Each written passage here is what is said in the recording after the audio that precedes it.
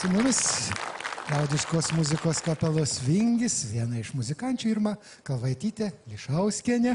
Ir dabar pakalbinsime. Na, iš tiesų, mes šiandien kalbame laidoje apie tai, kokia turėtų būti liaudiškos muzikos kapela, ko reikia muzikantui, taip pat ir apie profesionalumą. Kokia jūsų kolektyvo sudėtis? Taigi jūs mėgėjai ir profesionalai? Oi, čia labai suktas klausimas iš tikrųjų. Iš tikrųjų dauguma mūsų profesionalai, bet dauguma. Taip pat čia dar groja netgi ir mokinukų, bet tie mokinukai groja ir orkestruose, ir muzikos mokyklas lanko. Ir žinote, kai turi tokį vadovą kaip mūsų gerbiamas Gintas, tai sunku suprasti, ar tu mėgėjas ar profesionalas, nes kaip ir norėtum būti mėgėjas, bet reikalauja tai kaip iš profesionalo.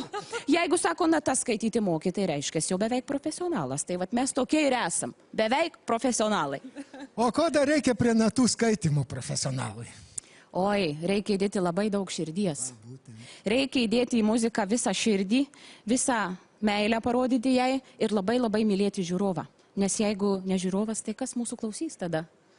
Nežinau, ar čia taip kasmet jūs tokie visada pasirengę, kaip sakyti, ir puikios formos? Mes ne tik kasmet, mes kas mėnesį ir kasdien.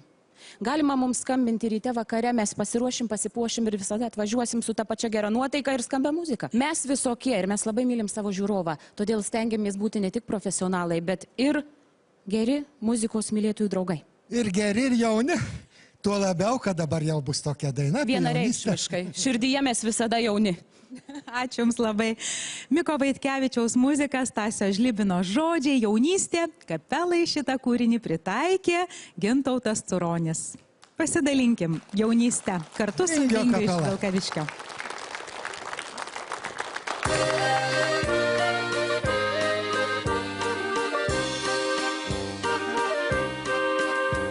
Nuo saulės suskeldėjo lūpos prisirpo mėlynė šile.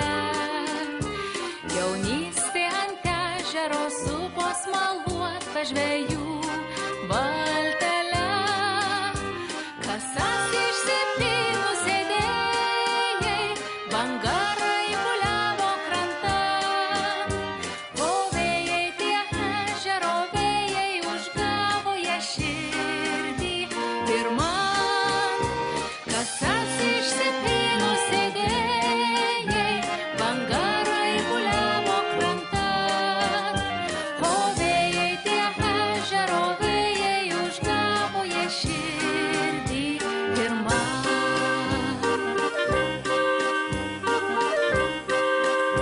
Bet kartą perkūnas pakilo ir žaibas sušvito žaliai. Bridau aš į ežerą gilų, kur švietė keli